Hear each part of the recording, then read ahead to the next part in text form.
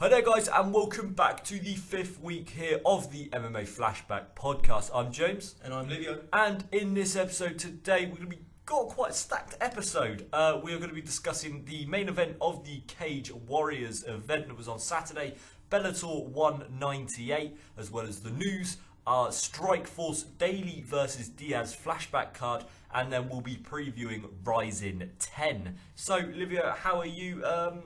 Quite a busy week of MMA this week, yeah. No UFC, but MMA showing that it doesn't quite need the UFC 24/7 and that it can handle itself without a big UFC backing. And Cage Warriors and Bellator doing some good things. Yeah, we'll start off with the Cage Warriors fights then. Some decent fights on there. They were in Scandinavia for this event. The main event was Nicholas Dalby making his return to MMA.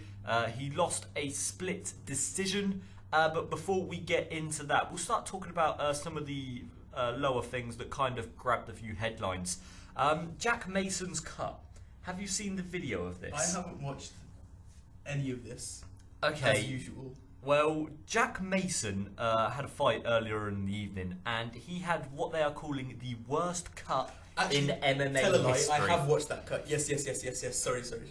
Ow. Right above the eye, isn't it? Yeah. Dang, it looked bad. It looked awful.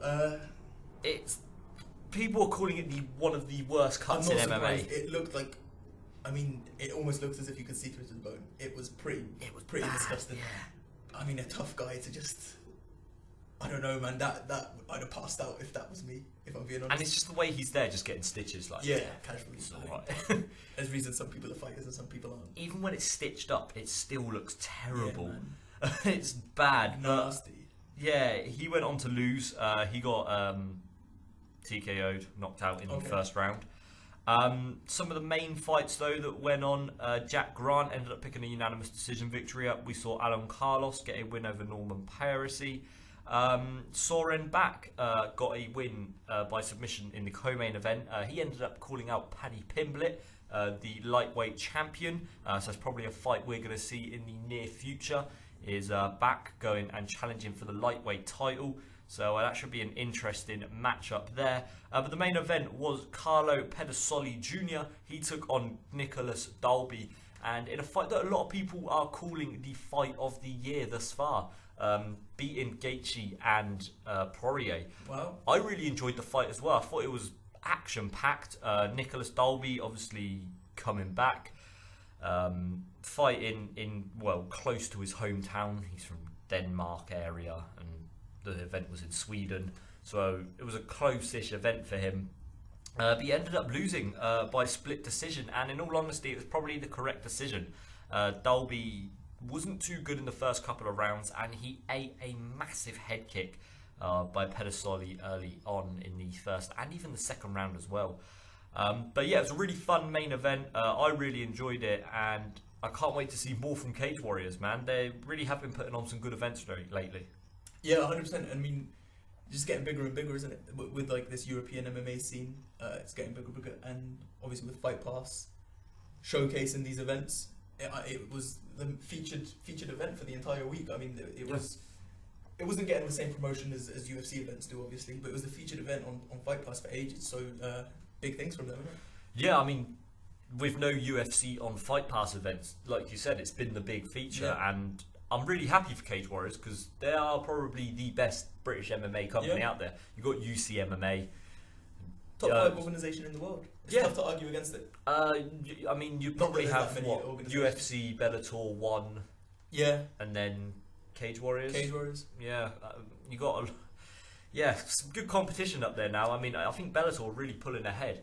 Numbers recently, maybe not, but fight-wise, definitely pulling close to the UFC.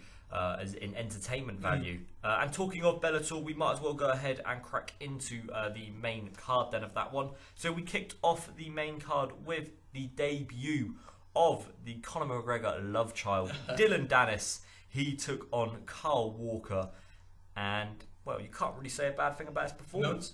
No. Well, his striking was his striking, yeah, but from what I hear, I watched a few highlights of this clip, and he did seem to eat a couple of shots, but let's not forget that it is his first ever MMA fight. Yeah. That's what a lot of people were forgetting. They were thinking because he's so brash and because he's been in the MMA spotlight for a while now, people were forgetting that it was his debut fight. Yeah, I was really impressed with him. Like you said, his striking definitely needs improving. But, I mean, on the ground, it's always his world. He's a wizard when he gets down there. And he won by toe hold. Like, toe hold. Now, a little caveat to that. Let's not forget that this Kyle Walker guy was like 2-4. Yeah. Going into the fight. So let's not big Dylan Dennis up too much. No. But decent showing from him. Got the submission win, as I think 99.999% of fans were predicting. I don't think there was anyone predicting him to get a TKO win. I think there was a few people in Tapology who were like, I'm going with Carl Walker because I don't like Dallas. There we go. But no, Dallas came out on top, and after as well, calling out Ben Askren.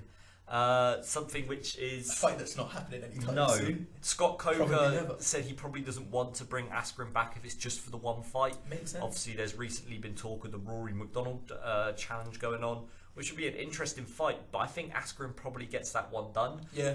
And like Coker said, if he's just coming in for one fight and he's going to come in and beat the champ, what's the point? Take the belt and leave. Yeah, they said there was no point. So yeah. Interesting though, Dylan Dennis calling him out post-fight. He's got a lot of people calling him out though. Michael Chandler, another one, which was very heavy on the shouting about Dylan Dennis. He's even got a few attention of some UFC fighters as well. Conor McGregor called him sorry, not Conor McGregor. Michael Bisping called him a Conor McGregor rip-off as well. So somewhat. I mean, the clothes, the glasses, the attitude and stuff like that. He's attracting attention. But he's doing the right thing, man. People can hate. It's the Floyd Mayweather effect. They want to see you lose, so they tune in. It doesn't matter if they're I think it's a wrestling saying. It doesn't matter if they're cheering you or booing you, as long as there's a reaction or something like that. Well, he's certainly playing up the persona of a heel, without a doubt. But moving into our next fight, we saw Neiman Gracie pick up a second round submission victory over the debuting in Bellator, Javier Torres. Obviously, Torres was a previous WSOF fighter. Gracie, though, again, like many people predicted, came in there and ended up picking up the submission victory. Yeah, I mean, it's a Gracie, so again, sort of like the Dylan Dennis thing. Don't really pick against them getting this. You don't really pick them winning other ways other than submission. Yeah, a welterweight fight, and Gracie could be a little bit of a prospect here. He's 8-0 now. Maybe pull him up against someone who's a little bit better in competition. Could maybe get the winner of David Raquels versus Michael Venom Page. That could be a very interesting fight to see. Maybe the loser of John Fitch versus Paul Daley, someone who's up there. Could even fight Lorenz Larkin, obviously coming off that recent knockout loss to Paul Daley. So could see Gracie really step up in competition. Some of that I'd like to see. We haven't really seen the Gracie name in the spotlight as of recently. It's been a while. And it could be someone that we could start to see become a prospect here in MMA. But the next fight was a catchweight fight, as we saw Rafael Lovato Jr. taking on Gerald Harris. Harris coming into this fight on, I think it was 4 days' notice. Wow. He was retired going into the fight, and yeah, it showed. Hats off to him without a doubt. He came in there. Apparently, he came off eating donuts because he's a school teacher, so he was just eating donuts, and then it's not a bad story to tell to your students the next day. Just got tapped out in a minute 11. Went in there, did the thing. Yeah, on TV. Fair play to him though, either way. But Rafael Lovato Jr., in my opinion, is a massive prospect for the Bellator. Well, he is very good without a doubt. I think all of his fights have been stoppage as well, and without a doubt he's going to be causing a bit of a ruckus at middleweight. He's been very impressive. Again, someone I want to see take a step up in competition. Wow. 2 wins, 5 submissions, 1 decision. Yeah, very impressive. Undefeated as well. Tough guy. 8-0, and afterwards he got a bit of hometown love because I think his dad or something was from, I think it was Chicago where they were in. But yeah, I really want to see Lovato Jr. again be pushed like I want to see Gracie be pushed. I think he's a very good fighter and could really cause a scene in Bellator. Bellator showing that they got prospects as well as these legends that we lament them for having. And that's something I want to discuss later on as well. Maybe there's something we can try and introduce is just discussion points throughout the podcast. I want to talk about Bellator's prospects, because if you look at their signings recently, yeah, granted, you've got the Chael Sonnens, you've got the Quinton Rampage Jacksons, but at the same time, you've got the Aaron Picos, you've got the Dylan Dennis. Yes. Bellator really pulling up a bit of a roster. 100%. Yeah. I think Scott Coker, like I said, we were lamenting them for a little while because they were signing all these. I mean, at the beginning of Coker's reign, we had, I think the first fight under Coker was Kimbo versus Shamrock. But he knows what he has to do. He knows that he has to get attention. Like we were saying with Dylan Dennis, as long as there's attention, as long as someone's caring about it. And now that they've got that attention, and the Paramount Network are clearly showing that they're backing Bellator, as tough as that name is, they're backing Bellator. He's bringing in prospects and genuinely trying to be competition for the UFC, as tough as that is as well. And I think there's something they're doing, because if you look at the way that you have Bellator 200 and UFC Liverpool lineups, in my opinion, the 200 card is just a little bit better. You've got a middleweight title fight between Gegard Mousasi. You've got the return of Mirko Krokop. You've got Michael Venom Page, who again is another big prospect. You've got former top 5 UFC contender. He left the UFC as a top 5 contender, Paul Daley fighting. Saul Rogers even on the undercard. Granted, he made a loss in his last fight, but at the same time, he's still a little bit of a prospect. If he continues to get wins. I think we said it on 2 podcasts ago. You don't know what would have come of Saul Rogers, man. Yeah. He couldn't fight in the... He was set to fight Artem. Yeah. And we know how Artem fights. Exactly. Could have been Artem. Could have been a contender in the UFC.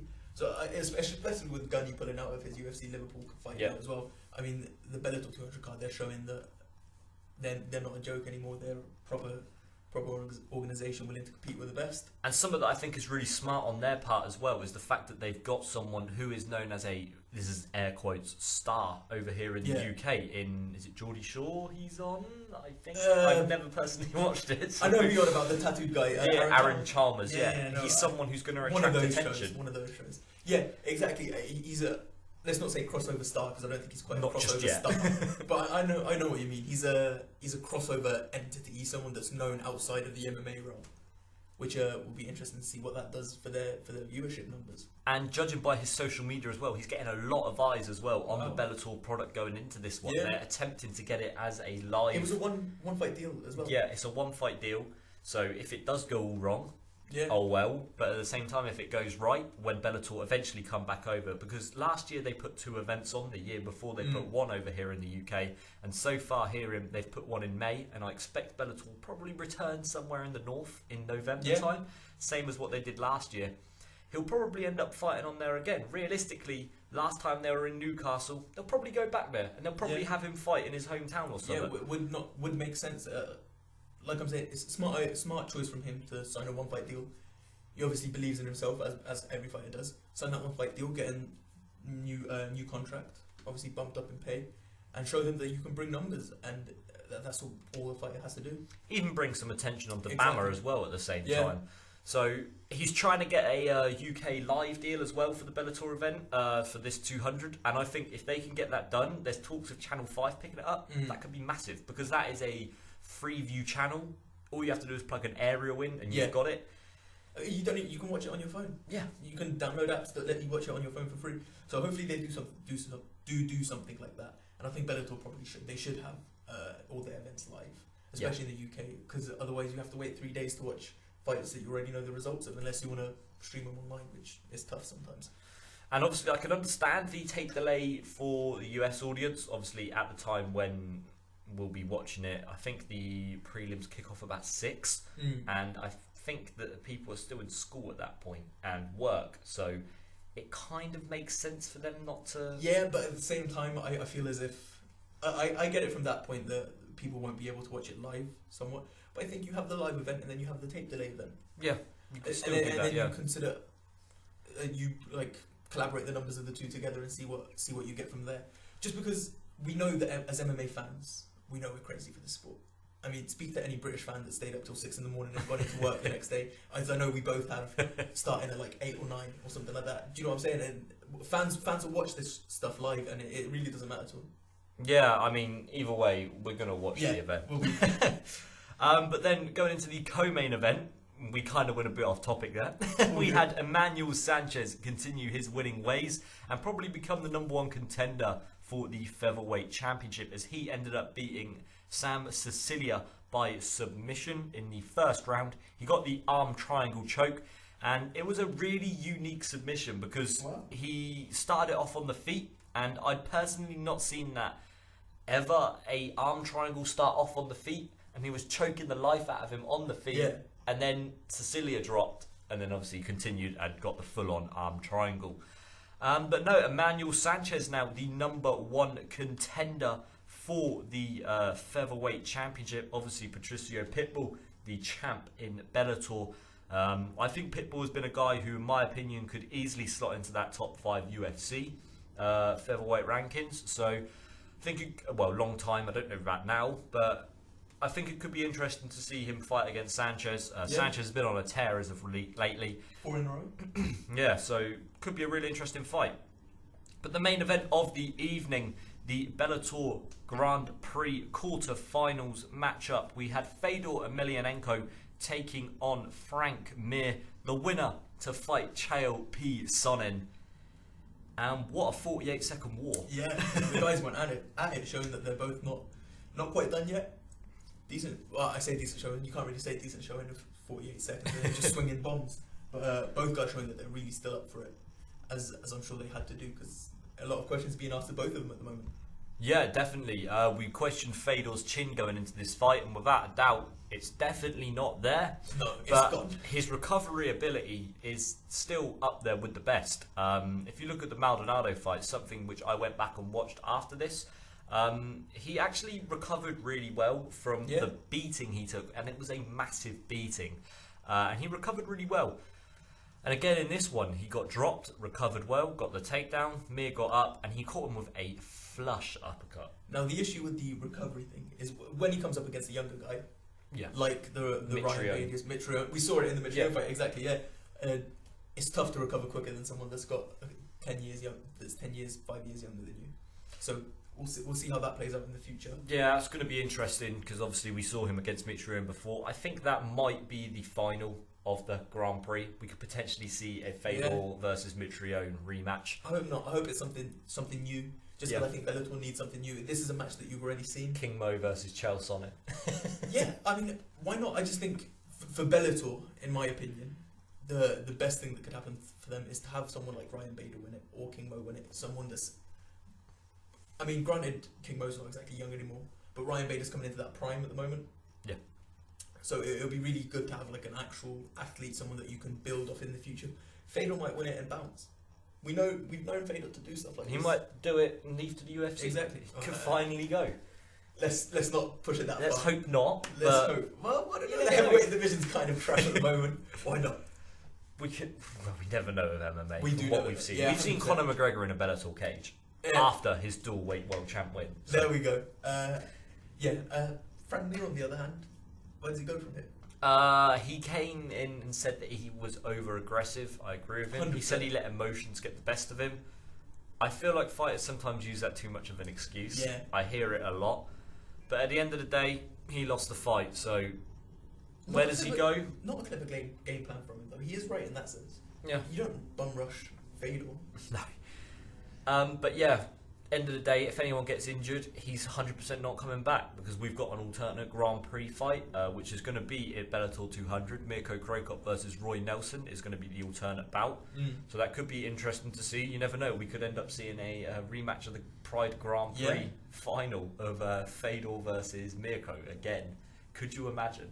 I think that would be interesting. I mean, it's tough because they're both, like we said, getting on. We've seen Fedor's chin's gone. Krokop might catch him with that high kick, and Krokop gets revenge for that fight of the year unanimous decision loss. But that's going to be it for the Bellator 198 card. Interestingly, obviously, there's no UFC or Bellator this weekend, so we'll go into Rizin a little bit later on. Could be an interesting fight card there. But after next week, we have a stacked weekend. It's Bellator 199 and the UFC have a pay-per-view on over in Brazil at the same time. Personally, looking at both cards, I don't know which one to choose. I think I'm going to sway the way of Bellator 199 though. Phil Davis versus Ryan Bader Paul Daley versus John Fitch. Aaron Pico's fighting on the card. It's a really interesting event, but then you look at the UFC, you've got the main event of Amanda Nunes versus Raquel Pennington. Then the co-main event, you've got Ronaldo Souza versus Kelvin Gastelum. You've got Mackenzie Dern, who is a prospect, like we said. You've got Lyoto Machida versus Vitor Belfort in his retirement fight. It's really, really interesting to see which card is going to come out on top, because they're both very stacked. John Lineker's on that card, Brian Kelleher. Yeah, man. You've got the Brazilian native herself, Mackenzie Dern. The born and bred Brazilian, never stepped foot outside of Brazil. Yeah, man. I know what you're saying. It's tough. UFC still pulls ahead, if we're being honest. If we're talking about overall, it's real interesting though. But either it is way. interesting. That Bellator card's decent. Bellator's showing, like we said at the beginning, Bellator's coming in hard nowadays. Coming in hard, they're coming in fast, and they're coming in with really decent fights from all angles. Not just, like we mentioned, not just the big names, not just the Fedors, but these prospects and competing with the UFC, hopefully. Yeah, and we've even got Czech Congo on that card. So the main card consists of Aaron Pico versus Lee Morrison, and that's a massive step up in competition for Pico. Since that loss, he's shown. I think I heard someone say on the internet the other day that that first loss, that was like the best thing that could happen to Aaron Pico, and you can't disagree, because now his boxing skills have improved massively. That body shot knockout is still a highlight that I'll watch today. He's got a massive step up in competition facing Lee Morrison, who is 18-8. Granted, there's no massive wins on his resume, but at the same time, it's a massive step up in competition for Pico. Czech Congo versus Javi Ayala. Czech Congo back in action. I think he's 9-2 in Bellator. So not bad. Yeah, a name that many people recognise. Someone who probably should have been in the heavyweight tournament. If we're being honest, if you want to legitimise it and make it heavyweight, Czech Congo is a name that's been around for a long time. And he probably should have been in the tournament.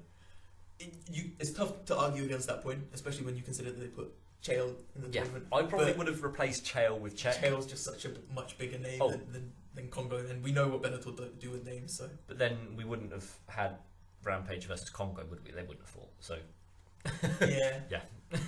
And then, like I said, the co-main event: John Fitch versus Paul Daley in a very interesting matchup. We've seen Daley bit inconsistent recently. He'll get a knockout, then he'll get beat, and then he'll get a knockout, and then he'll face another elite competition and get beat. So it could be a real interesting matchup here, because obviously he got a knockout in his last fight, and now he's facing, in my opinion, one of the most underrated fighters of all time, John Fitch. I think he's very much underrated. Boring style, but he wins fights. Yeah. I think he's riding a 5-fight win streak as well at the moment, so decent. Interesting matchup there. And in the main event, obviously the heavyweight Grand Prix quarterfinal, the last one, Ryan Bader versus Mohamed Lawal. Interesting. Yeah.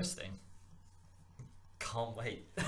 I know what you mean. It's going to be a fun weekend of fights, especially after the slight hiatus of the UFC. I know many fans probably didn't watch the Cage Warriors and Bellator events, so I'm sure people are looking forward to this, and just let the people know that they don't have to just watch UFC all the time. They can watch other events.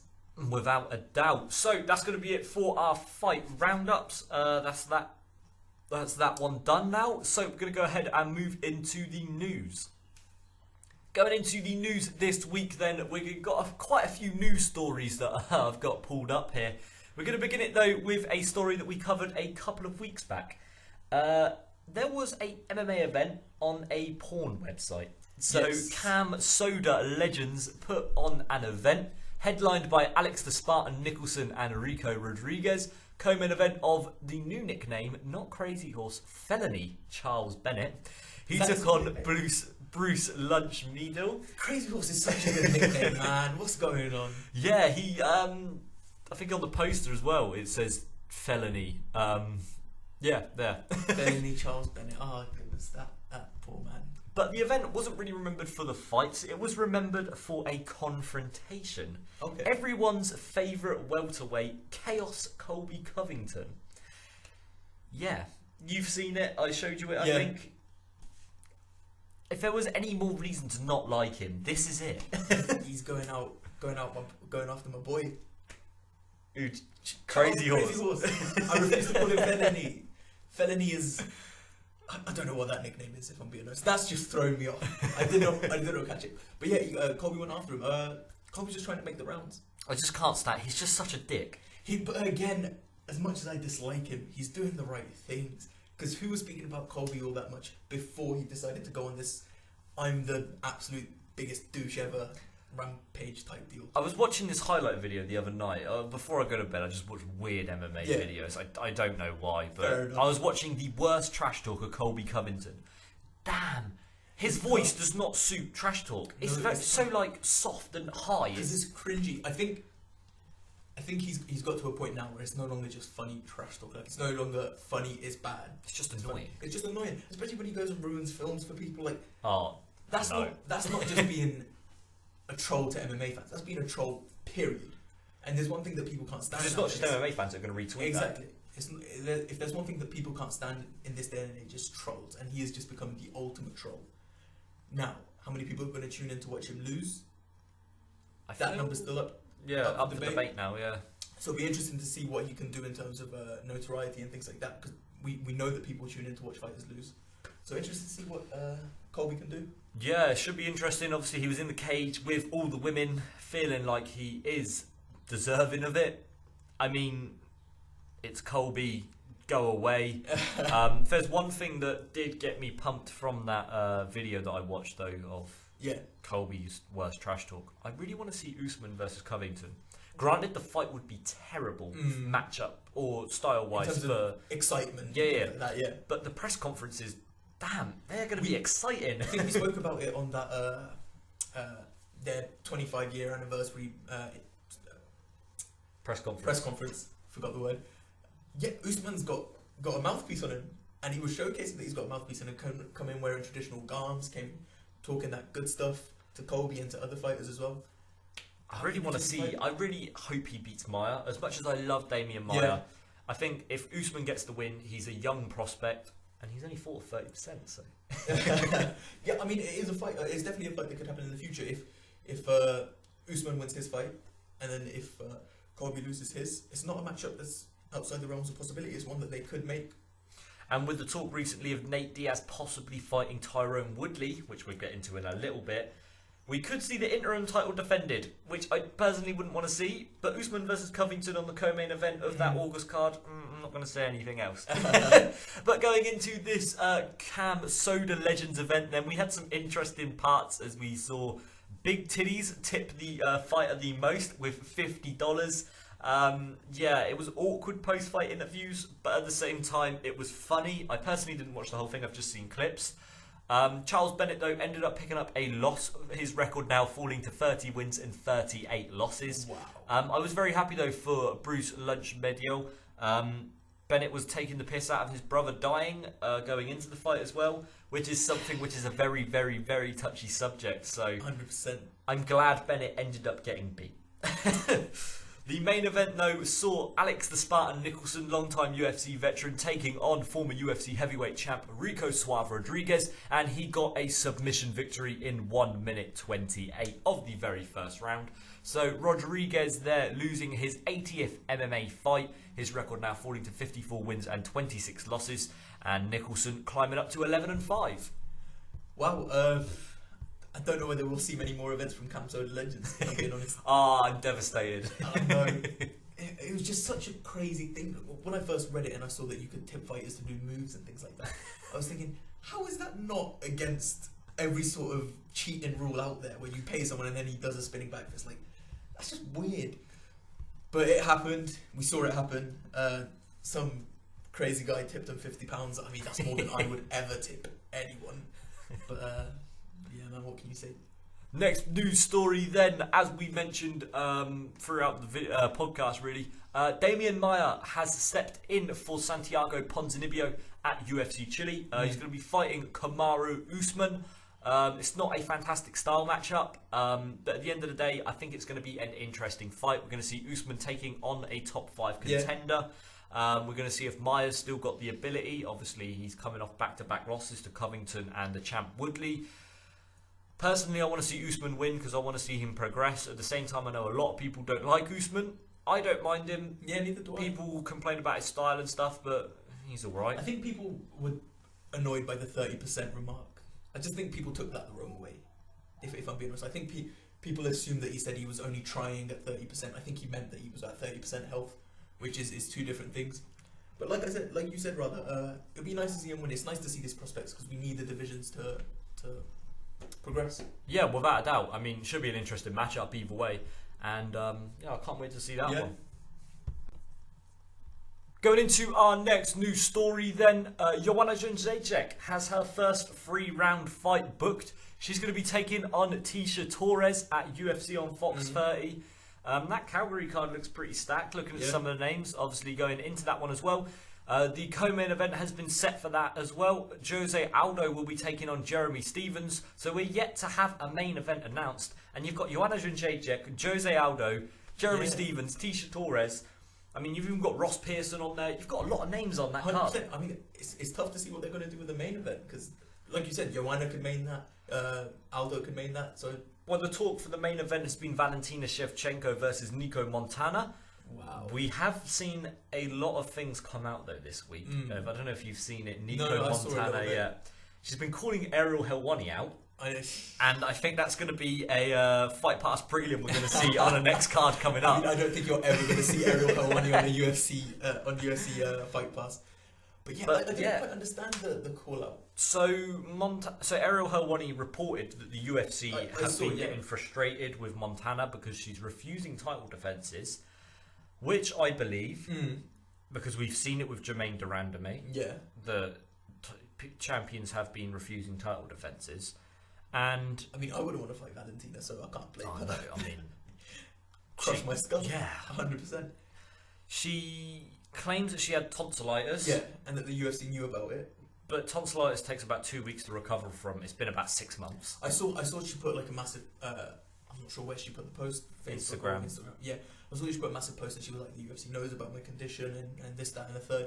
But that doesn't negate the fact that they're frustrated. They can know about your position and still be frustrated. Do you know what I mean? So her saying that Ariel's making stuff up is untrue. It's a complete lie. At the end of the day, Ariel Helwani is just reporting what he's seen and what he's been told. 100%. You can know something and still be frustrated. It's two non-conjoined things. It's two separate entities of things. Like, I'm annoyed that you don't want to fight, but I realise that you can't fight. End of the day, I think she's ducking Valentina. Probably. I mean, see, we say that. I don't know. It's tough with fighters because I feel like fighters don't duck fighters because you're going to get punched in the face, you're going to get kicked in the head, you're going to get submission attempts no matter who you fight. Valentina is slightly more dangerous than the rest, though, if we're being honest, so I can also see it from that point of view. Yeah, I think Valentina probably gets it done. Valentina's been calling her out as well. We've seen trash talk from Shevchenko. She's been saying... That's the fight, man. That is the fight, 100%. Valentina, that entire Ultimate Fighter season should have just been built around someone fighting Valentina for that belt. Yeah. It just should have. Because we like the Demetrius Johnson one. Exactly. Yeah, exactly. We know what's happening. I can't wait for Valentina to fight her. At the end of the day, I'm very hyped up for this bout now. It looks to be a very interesting fight as well. And end of the day, it should be a good one. Also plants the seed for Joanna maybe moving up to 125 and fighting Valentina one day. Because it can't sit well with her that her long time... Because I think Valentina's the only person that's ever beat her in Muay Thai. Muay Thai, yeah. So it can't sit well with her that Valentina would be main event in the card that she's on. Yeah, and especially when she's been a champion and she's done so much for the UFC, she gets cut down to the main card, not even co-main. It's tough. I think their excuse is that we do it by weight, but you know, that's... Should be an interesting fight. It should be either way, exactly. Our next piece of news then is a main event, which is not UFC, it's not Bellator, it's not Cage Warriors. We're looking at ACB. Their main event of Thiago Silva taking on Chris Camozzi in Australia, I think it is. It's going to be a very interesting matchup. Silva, a former UFC contender, obviously was unbeaten for a long time and ended up getting beaten by Machida a long time ago now. But he's had a few main events as well. Gustafsson comes to mind. He's going to be taking on Chris Camozzi, former UFC fighter, recently fought in Glory Kickboxing.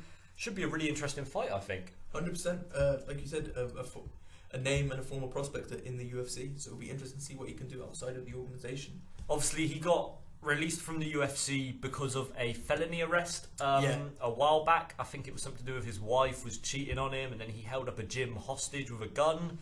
Something crazy like that. But Should change his nickname to Felony. Silva, though, obviously he's fought in ACB before. He's 2-2. He took a unanimous decision win over Jared Torgson. Yeah, he hasn't really made a massive scene. Yeah. But it's his first fight for Kamosi inside MMA since his 3 straight losses inside the UFC to Leites, Kelly and Trevor Smith. Hasn't fought a light heavyweight in the UFC. Should be interesting. Yeah, interesting to see what the guys can do. And maybe try and go for that path back to the UFC for both of them. Yeah, and that's another interesting company. ACB have been making up a bit of a storm recently. I think they're a very interesting company. I think they have some great fighters like Mahmed Kadylov. They have Scott Askham and a man who will also be fighting on the card, former UFC veteran Luke Barnett. He's going to be making the trek up to light heavyweight. Obviously, formerly fighting a middleweight. I think he was 6'6" and fighting at middleweight. He's going to be taking on Polish light heavyweight Karol Selsinski. So again, it should be interesting to see how he'll do. I think he's fought a light heavyweight before in Venator. I always end up mentioning this card, Venator 3. He fought there. But yeah, this Selsinski guy is a pretty decent fighter. He's unbeaten since signing with ACB. He's ended up beating Vinny Magalhaes before. Should be an interesting fight, without a doubt. Cool to see what the card can do. Another piece of news, like we mentioned before, Nate Diaz is set to return to the UFC in August. A 2-7 fight card is set to be the co-main event. Obviously, you've got Dillashaw versus Garbrandt as the current main event. This is only rumours of what's been going on, but at the end of the day, you've got to be excited for Nate to come back. 100%. Be interested to see who he gets matched up with. I want to see him v Gaethje. That would be a fun fight. That would be a fun fight. I think Alvarez would be decent as well. Yeah, Eddie though has been a bit of a rampage recently. I know, it's weird. I saw a little thing. He's been refusing. He's been he's been these fights. fights. He has been refusing fights. I think he thinks he's closer to that title shot than fans think and that the UFC thinks he is. I don't think he's as close as he believes that he is, if I'm being honest. It's very interesting with Eddie Alvarez because he has 1 fight left on his contract and he says he wants a bigger deal. Yeah. So the ball's in his court. It is a little bit. I think a fight with someone like Nate Diaz will elevate you. We've already seen him fight Conor. Unfortunately, he lost that Conor fight and it wasn't a great showing from him. He lost that fight fairly handedly. Yeah, he was pretty poor. Yeah.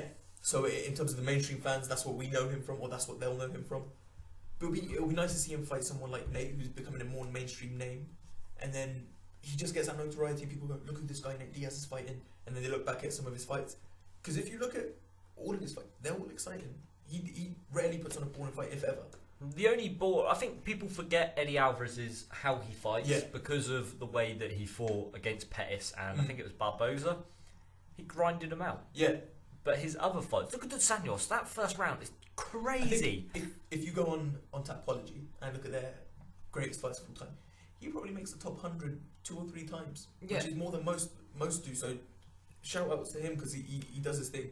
Just thinking off the top of my head now, that Michael Chandler fight from Bellator is one of the best fights of all time. Crazy. But yeah, potential opponents you want to see Diaz fight. There's been rumours of Woodley. I personally don't want to see that. I really hope that, isn't it? I want to see. He does not deserve it. He barely fought at 170. Yeah. He's not a 170 pounder, so it'll be an absolute joke, if we're being honest, for him to fight the champ. Yeah. After losing his last fight at 170 pounds. He lost on paper. I personally don't think he lost that fight. Either way, on paper it's a loss, and it's a loss against someone that will never fight at 170 pounds, if we're being honest. But yeah, potential opponents. Personally, like I said, I want to see that Gaethje fight. I think that's the right fight to make. Yeah. But yeah, Alvarez. I mean, I think there's a bit of heat there. I think Alvarez called him out in the past. They also had beef. Didn't Alvarez fight Gilbert Melendez at one point? I think Alvarez fought Gilbert Melendez in XC or Mexico like City that. and like some other organisation. And I think they had beef since back then, so it'd be interesting to see how that plays out. And Eddie puts on good fights, and Nate can put on good fights. So I really, if you're pushing me, that would be it. But the Gaethje one, yeah, they fought at UFC 188. there we go. like I said, that Gaethje, yeah, it makes didn't I think someone else fought. Either way, like I said, that Gaethje fight is also really interesting because neither guy puts on boring fights, or at least Gaethje definitely doesn't want to put on a boring fight.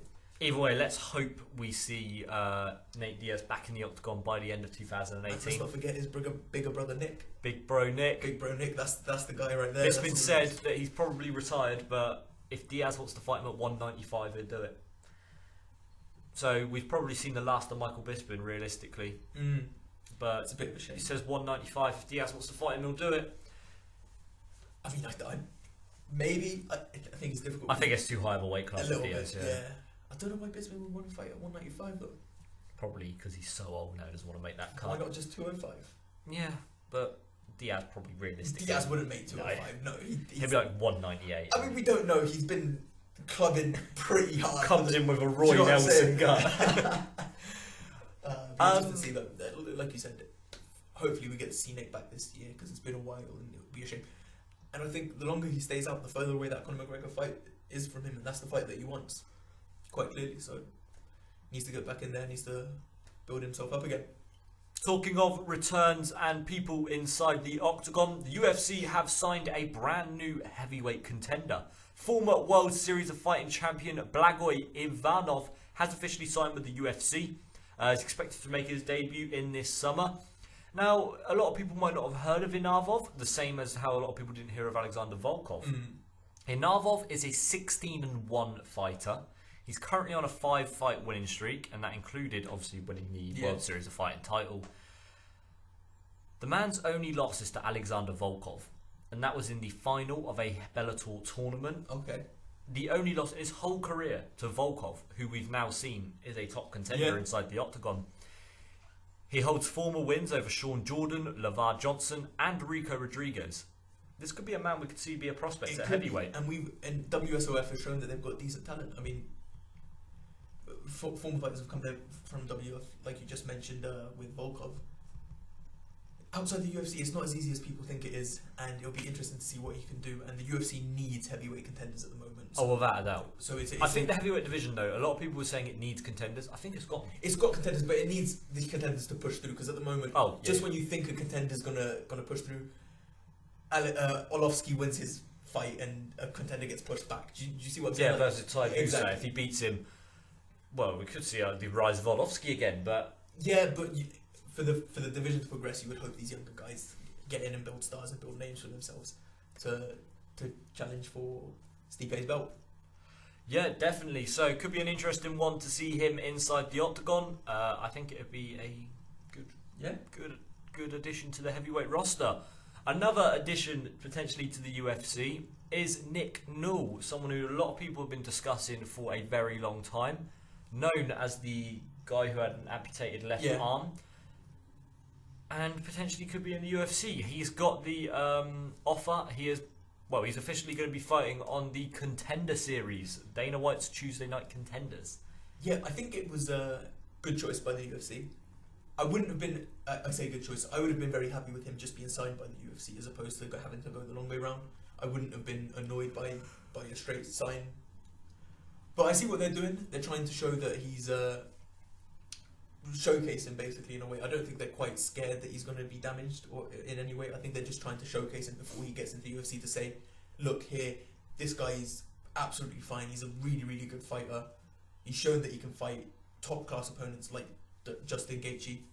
So that you shouldn't be afraid for the guy. He's getting the opportunity as well. At the end of the day, it's an opportunity he deserves. He's fought for it for goodness knows how many years.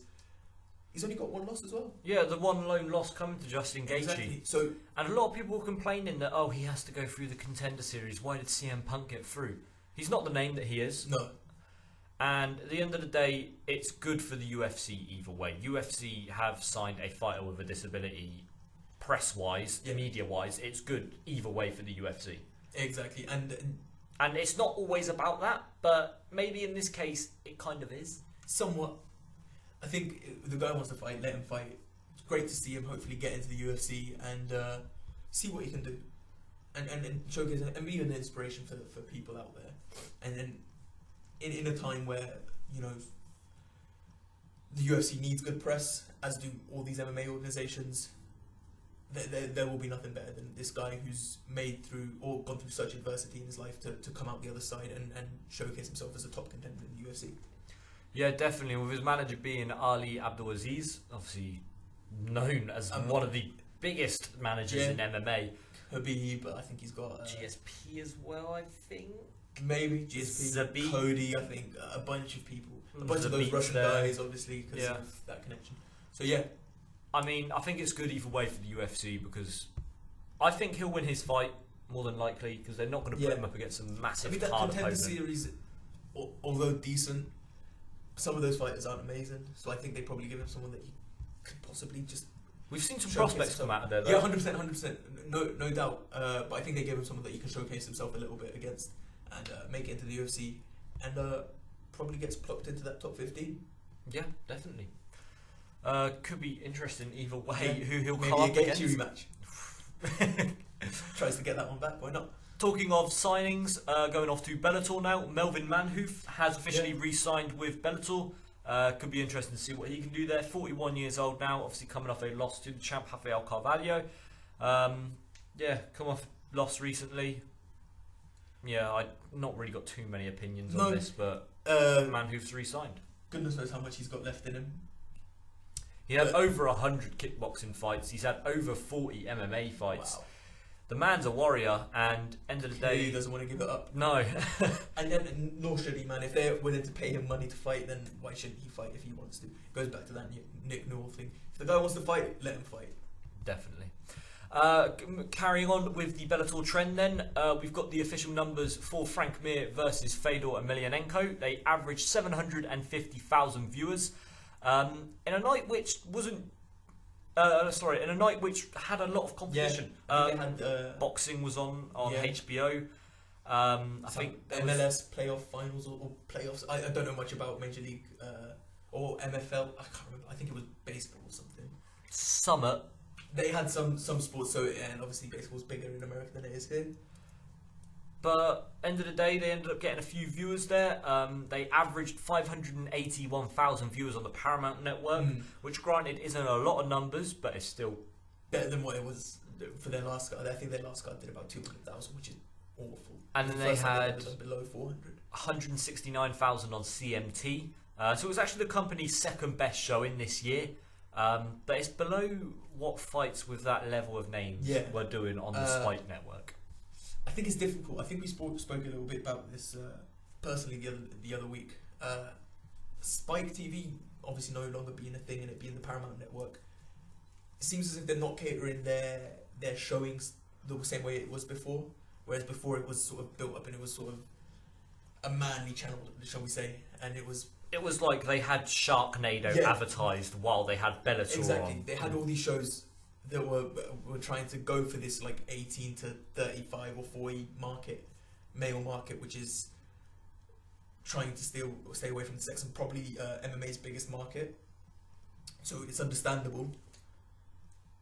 It's tough to say because obviously the numbers are up compared to what they were a few weeks ago, and it's the second best numbers of the year. But hopefully you would really want to see these numbers break through that million barrier, especially on free TV. It's what it really should be, if we're being honest. It's what the UFC gets on Fox, and Fox is, I think, cable over there. Yes, you have to pay for it. So yeah, and if it's doing that sort of numbers on free TV, it's maybe a little bit tricky. Yeah, I mean, it was a massive step up from their last event, which was obviously April 13th, Chandler versus Gertz, and 403,000 viewers on there, only 242 on the Paramount Network, so almost double the numbers. Exactly. So hopefully it's a trend in the right direction. And it's why you compliment Bellator for signing these big name guys, because they have to, unfortunately. Because when you put someone like Chandler, who's a genuinely amazing fighter, who's been at Bellator almost since the beginning, you could plop into the UFC right now, and he would not only compete, but he would compete very well. When you put him as a main eventer, you get poor numbers, unfortunately. Yeah, which is a shame because hardcore fans know him and they know him as an amazing fighter. And that's why you had 242 tune into the Paramount Network, because they knew who he was. Or should I say 403 overall. Exactly. If you compare though the numbers to the rest of the tournament, it slots in second. The first tournament matchup between Chael Sonnen and Rampage Jackson, that averaged 770,000 viewers. So just doing more numbers. I think it was 20,000 more. And then you have Mitrione beating Roy Nelson. That only did 476,000, but at the same time, that was exclusive to Paramount. That wasn't simulcast on the CMT network. So it probably would have had a couple more 100,000 to it. But end of the day, I think so far the heavyweight tournament has been a success for them. Yeah, definitely. I mean, they're putting the heavyweight tournament fights at the head of cards, and it's drawing people in, and it can only be good for MMA because you're having people know that Fedor's fighting, or know that Chael's fighting, or Rampage, so they'll watch the entire card, or they'll watch the fight before it, or the fight 2 fights before it, and it'll get more people interested and build these things up and invest. And Paramount will need to invest more because they see that it's one of their big draws on the network. So hopefully we see more fights on there. And Summit with the Chael and Rampage card, I think that had Rory McDonald fighting for the belt on the undercard, so you had a name there. With the Fedor card, granted he's not a massive name yet, but they know him through Conor McGregor. Dylan Danas fought there. I don't know quite what his draw would have been. Yeah, we never know really. Exactly. But at the end of the day, people know him through McGregor, so yeah, potentially could have had some sort of, I don't know, I'm not plucking him out as this name, but from everything he spoke, everything he said so far, he definitely has been an asset to Bellator, without a doubt. I mean, he's obviously drawn attention to the company. Yeah. And then if you look at the 194 card, you had Pitbull's little brother fighting and Heather Hardy. So you had a few names there. Yeah. So again, Bellator doing the right things when it comes to their heavyweight tournament. It's nice to see that their numbers are going up. And we've got to remember that last year numbers were down, and they're only just starting to increase back or get to normal levels now. So, and when you look at the semi-finals as well, you've got Chael Sonnen versus Fedor Emelianenko, which is probably, I reckon, personally, it's going to break 1 million. I think it will just break 1 million because I think both men are massive draws. Do you know what the issue with that is? I think Fedor just does not want to sell fights. He just simply. I think Chael will sell the fight. But Chael stepped into that cage and it was tough. I don't think he did a good job of selling the fight. He had the greatest heavyweight of all time and Fedor Emelianenko. See, if I was Chael, I would have gone, it's fantastic to be here with the greatest heavyweight of all time, and that's what Fedor would say if he could speak a lick of English, something like that, just to like. And then something Chael's already doing is calling out Fedor's fights in Japan for being fixed. I mean, I think at this point most fans probably think that a few of them were, but it doesn't matter. I mean, he fought Zuluzinho. Yeah. People will tune into the fight. 1 million pay-per-views is tough. Again, it's on free TV, so we don't know. I also think in this market, people pirate it so much that it's tough to gauge exactly what the viewership will be. Either way, though, fun to see, and hopefully they can do numbers. And we got final 2 pieces of news to round off this podcast news segment. We have David Tamer is going to be stepping in, and he's going to be fighting Nick Lentz. Tamer obviously coming off that victory over Lando Venada. I think he's fought after that as well, but I can't really remember who he fought. So it could be interesting to see Tamer back in the octagon. I think he could cause a bit of a ruckus at lightweight. I think he's a really interesting fighter. His kickboxing skills are absurdly good. Just got to work on that ground game. And against Nick Lentz, it'll be an interesting test. And then the main event of the TUF 27 finale will be Israel Adesanya taking on Brad Tavares in 2 prospects meeting up. Yeah, you sent me this, and I looked at it, and I thought, decent matchup. Fun matchup, but I would have preferred for them both to have 1 more fight each and then have them fight. I think it would have been better if they had 1 more fight each on a big card and then you match them together as bigger names, because unfortunately at the moment, if these guys lose that fight, or whichever of these guys loses that fight, where do they go from there? You don't know whether they can be built back up. They'll be out of the top 15, whoever loses, but at the end of the day I think it's a good matchup between 2 prospects, which is going to showcase that. They're both stand-up warriors as well, so it's going to be an interesting matchup either way. I'm really looking forward to the fight. I think it's going to be a good one, and I don't know, I haven't really got too much else to say apart from that. No. It's going to be a good fight. Exactly. It's your boy taking on Tavares. I know who I'm rooting for, but I like Tavares as well, man. This is why I don't like when they make fights against with 2 people that I like. I mean, the first time I ever had that like split opinion was Alan Belcher versus Michael Bisping. Okay. And that is going back. Belcher versus Bisping. I mean, I don't like either of those guys as much as I like Bisping, so I don't care that much. But it's a shame. I just think it's a shame. But hopefully they can both do something, and even if one of them loses, or when one of them loses, it's very rare that none of them lose. But when one of them loses, hopefully they can build him back up.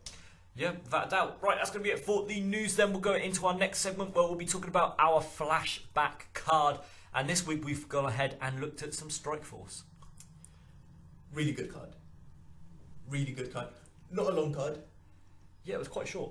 Very short. I mean, I'm sure there was prelims and stuff like that, but it's HBO, and I don't think the UFC wanted The UFC didn't have the prelims on Fight Pass. The UFC trying to cut out HBO entirely. I noticed. I don't know whether there was no graphics. Yeah, I think it's because the graphics probably showed HBO. It was Showtime. Stuff. Showtime HBO.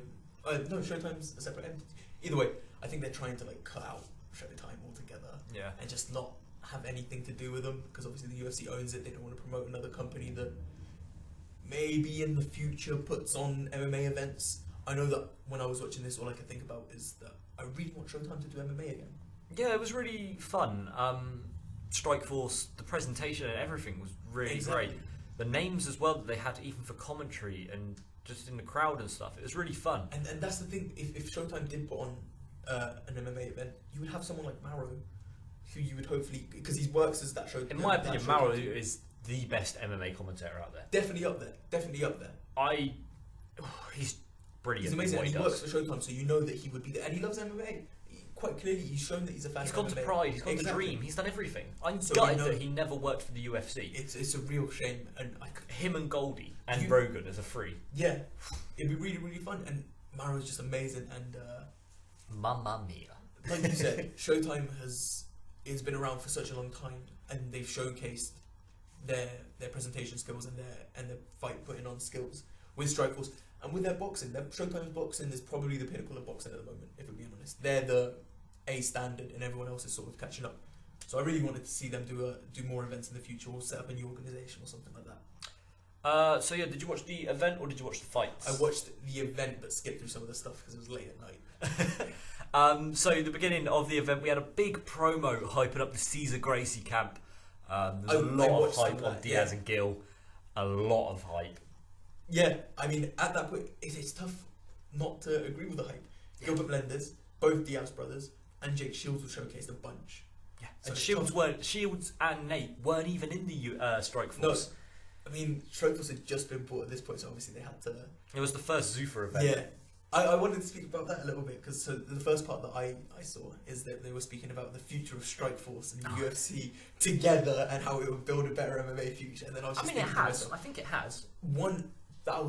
The amount of Strikeforce champions that went over to the UFC and Strikeforce fighters full stop went over to the UFC and did a good job.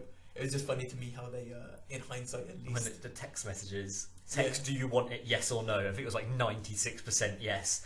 And then Mara was like, who are the 4%? We had Frank Shamrock on commentary. He had the weirdest look ever. Yeah. He had braces in. He wasn't. I noticed that. I was really confused. Very grown man with braces, but ho hum. He was probably not rich enough to afford braces when he was younger. Now that he's got money, why not get him? I mean, we saw Katy Perry do it just a few years back, but Frank Shamrock's a trendsetter. Yeah. Katy Perry saw Frank Shamrock and was like, damn, I need to get that look.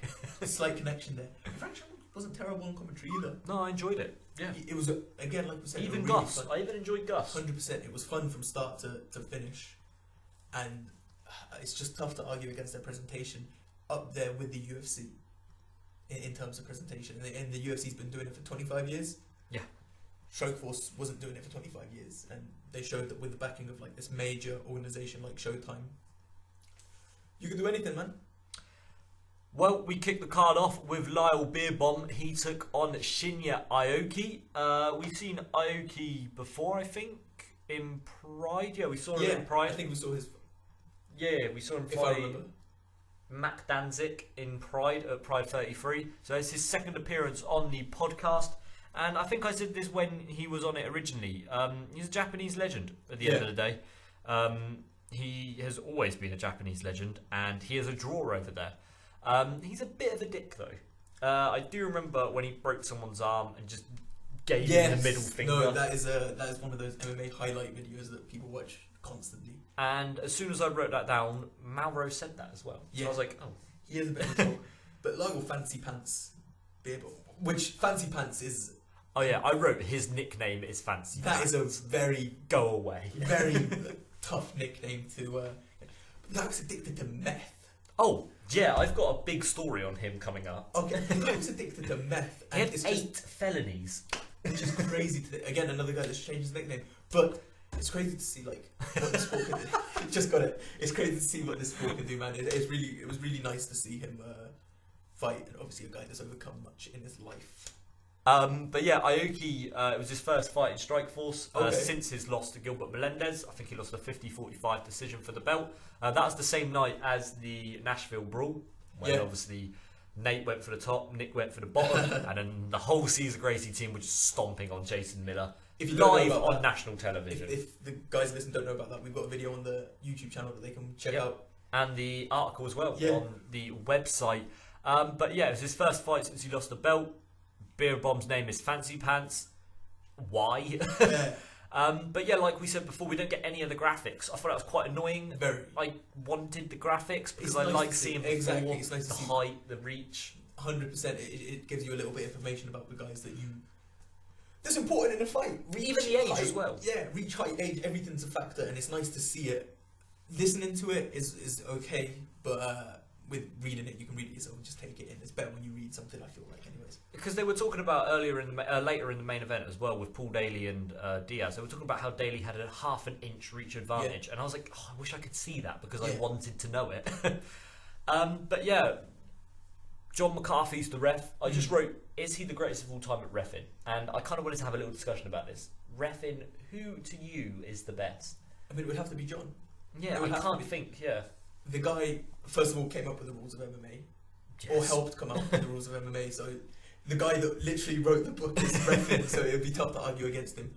I don't know, man. It's difficult because of the other referees, they've all got a few issues that they've done in the past. I think if he's not the best, then it would probably be someone like Herb. But I think, or even Yves Levine. I think Yves Levine is a very strong contender for being one of the best refs. He hardly puts on many mistakes. Yeah, it's just tough not to pick him though. Yeah, Big John it's got to be Big John. I mean, yeah, Big John, probably the best. It's a shame that he's not gonna be in the cage anymore. Yeah, obviously commentating for Bellator now. He was commentating on that 198 event. I loved how he did his post-fight interviews. Arm around the person, hand on the shoulder, like he was seeing his daughter's prom date for the first time. Like, hey buddy, come on, let's go over there. Do you know what will be interesting? When we see him interview some like 125 pounder or 150 pound female, and just how at Bellator 200. Yeah, if he's there, completely tower the other individuals, because you watch it when he used to ref like Demetrius Johnson fight or something like that. I was like twice the size of these guys. One of my favourite reffing moments of all time, Dan Hardy versus, I can't remember who he was fighting, but Matey's gone for a Superman punch and Big John's just pushed him for no reason. No one had any idea. Matey's gone flying.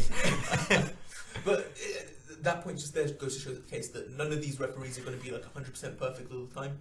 But in terms of overall body of work, he's probably the best. I think he still does a few ref jobs here and there, doesn't he? Maybe. I mean, he's not going to be in the UFC anytime soon. They're not going to have a ref that is with their number one competitor. So, talking about the fight, it was quite a quick one, a minute 33. Aoki got him down on his back, and then he got a neck crank. Yeah. I love the neck crank submission. Yeah, I mean, it's different to the choke, because the choke you have no say in. You get choked out and you pass out. With a neck crank, it's like, oh shit, like, if I don't tap, my face is going to fall off. Like, this is legit saying, you've got me, I give up. Like, this is too much. But he gets up and plays the air guitar post-win. Yeah. They said something about how a Japanese earthquake or something along them lines had happened recently. Yeah, wasn't this in 2008? 2012? 11, 12? I think it was era. right after the earthquake, the massive tsunami and stuff like that. Because they kept mentioning that. So it was good to see a Japanese fighter get the win. I think he had a big flag as well, fight for Japan afterwards. So fair enough. Exactly. But barely a minute and we've already got a first win. They spoke about, like, they were constantly hyping him as like the submission specialist. So it was not surprising when the submission specialist got the sub in. So looking at Aoki later on in his career, he would go on to fight the names like Eddie Alvarez. He'd fight him in Bellator. Ben Askren, he would go on to fight as well. Most recently, I think it was 2017, he fought him. He'd even fight Kazushi Sakuraba as well. So he'd go on to have some big name fights. Like I said, Aoki is a legend, and as are those people that he's fought. Yeah, without a doubt, always fighting top competition. But Beer Bomb, on the other hand, what happened to him? Is this another one of those record guessing games? Oh no, not a record guessing game. Now I haven't got any of them today because we've got decent fighters today. But what would happen to him? He actually had a relapse with meth. And he's now facing multiple charges in 2016. I feel like such an idiot. I was feeling so sad for the guy. I was like, he's gone through so much. Come on, fancy pants. He had a relapse, and as of 2016, is facing multiple felony charges. Fancy pants, get on it, man. Speaking of the event, like I said, I was watching some of the event. Dana shows up. Yeah, well, there was a lot of fucking big names there. Didn't get the greatest response from the crowd, I don't feel like. He never does, though. Different on a UFC event, but this day he just didn't seem happy. Rightfully so, do you reckon? Probably. Kind of killed Strikeforce, kind of killed all the competition at that point. At the same time, he put a lot of big names in there as well. Yeah. Like, he helped them. Granted, Scott Coker is the legend behind Strikeforce, but Dana helped. He put money in. But yeah, like you said, Dana was there. We had Nate Diaz as well. Lorenzo Fertitta was there.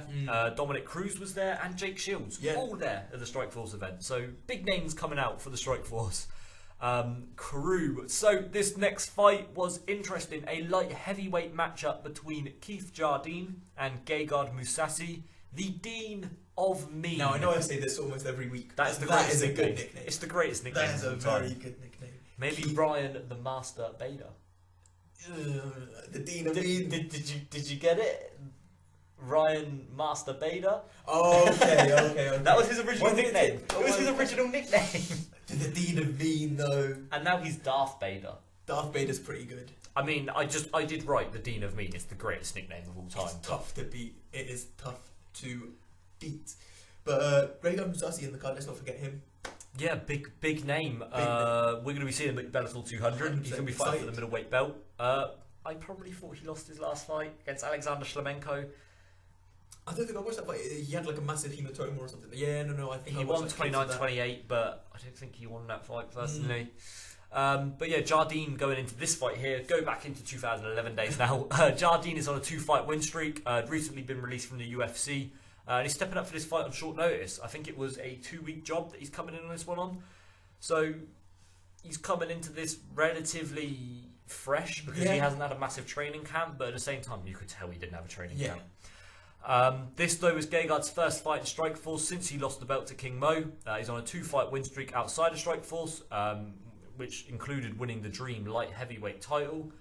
And finally, holy shit, Mike Beltran ref this fight. Yeah, no, I got that. It was non-plaited beard Beltran. It was the first thing I said. I said, yes, Mike Beltran. And like you said, non-plaited beard. It was just there. It just flowed naturally. I was like, really, what's going on?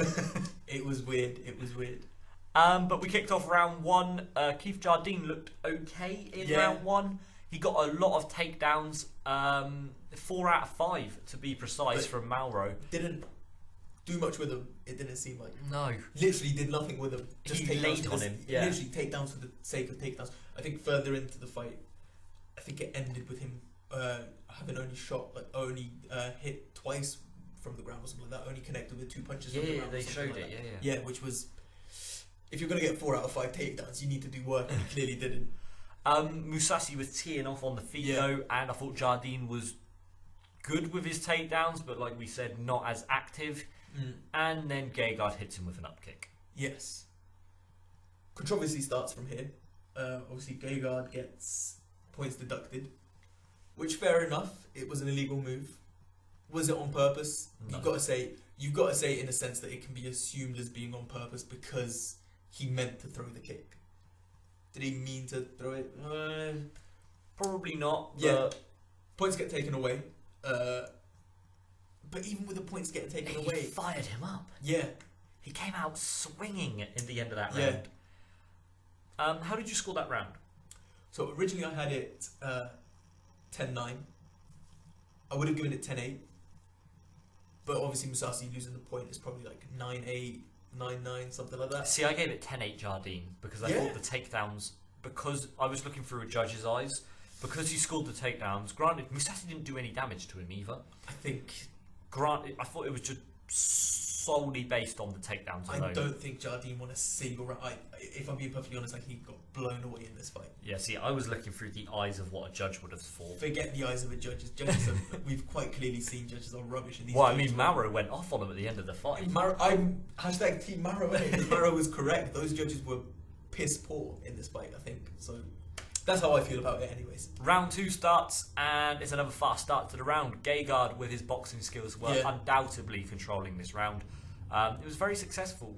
Jardine got another few takedowns, and this time he popped his head up. But when he popped his head up, the windshield wiper strikes. Damn. They were fun. They connected as well on Jardine. Yeah, I don't know, man. Again, I feel like this round, I again gave it to Mousasi. Yeah, I gave this one Mousasi as well. I gave it 10-9. Yeah, 10-9 Mousasi. He outstruck Jardine on the feet, and if Jardine never got the takedown, it would have been 10-8. I just don't. The same with that first round. I think in a fight, it's not only control, but it's also aggression. And Mousasi was clearly the aggressor throughout this fight. Yeah. Which is why I gave him that first round 10-9. But obviously, with the points being taken away, probably 9-9, something like that. So yeah, at this point, it was Jardine just winning, in my opinion. Okay. Just winning. I think it was like 2019 at this point because of the point taken away. Didn't want to do that. But yeah, but you have to because the point. Yeah. But yeah, round 3 comes in and Mousasi is beating him up badly. But then Jardine gets a lucky break. He gets caught low, so he has time to recover. And it doesn't really work out because Mousasi gets a big takedown and then a guillotine choke, which I thought Jardine was going to tap out on. Obviously, I knew the result going in, but it looked like he was going to tap. It looked really, really in there. Gegard just starts smothering him after a takedown, and he's raining punches. Then we get an old school MMA classic as Jardine climbs the fence with his feet and flips him off. Mousasi loses his mouthpiece. Jardine is gassed badly, and his face when they cut to it was all kinds of mashed up. Happy that mouthpiece fell out. Yeah. Happy that mouthpiece fell out. They could have had a doctor stoppage even at this point, because I thought Gegard was just badly beating him up. Yeah. But then there was another takedown for Gegard, and he ended the round on top. And I gave this one a 10-8. So I saw Gegard winning it 28-27 in the end. Or was it 29-27? 29-27. Would it be 29 or would it be 28? No, 28 because he lost 2 points. Yes. So I gave him the 28-27 win. So, because Jardine did literally nothing in that third round. He didn't throw a strike, I don't think. He didn't go for it. He did nothing. So I thought Gegard won the fight 28-27. Yeah, controversy in that the judges scored it a majority draw. One gave it 29-27, I think, to Mousasi. How it was a majority draw was, one of the judges, obviously, but like we said, majority draw or split decision draw, whichever it was. I think majority draw. Really, really annoying decision from my part, at least, because I thought Gegard won all those rounds. Yeah. I didn't think that Jardine, despite that first round, like you said, the takedowns, he had control in that first round in terms of takedowns, but didn't do much with it. So I would have given it to Mousasi. Judges didn't see it that way, but like I said with MMA judges, we've seen some piss poor judging, and I think it's a case of boxing judges coming over to MMA, watching a fight, seeing someone like Jardine just on top, even though he's not doing anything, just assuming that I don't know nothing about the ground game, he must be doing damage or he must be tiring him out, which can be the case. But if you're not throwing punches, it doesn't affect the guy as much as it would. Yeah, so it was 29-27, 28-28, and 28-28. So I thought Mousasi was really unlucky. He looked really sad after the fight as well. Yeah. Made me sad. I think we forget like the crazy controversy because obviously a point was taken away. So without the point, he would have won the fight. But I just think he won it clearly. I don't think he won it as... I don't think he won it. It was as close as those judges make it. Yeah. Because if you add the point on, then it's a 29-28 victory. And when you look at that fight, you think 29-28 victory. You think that was a clear showing. Like 30-26. Yeah. You think it was a clear dominated showing. Him. Exactly. But yeah, they interviewed both men after the fight. Gegard was just sad. Yeah, that was it. Apologised about the upkick. Said it was an accident. But I mean, cost you the fight, fella. So. That fight was originally meant to be Gegard versus Mike King. So like we said, Jardine stepped up on short notice. Gegard probably would have beat Mike King. Mike King is one of the dirtiest fighters I know. I can't stand him. Bites people, kicks people on the ground. Like, no, go away.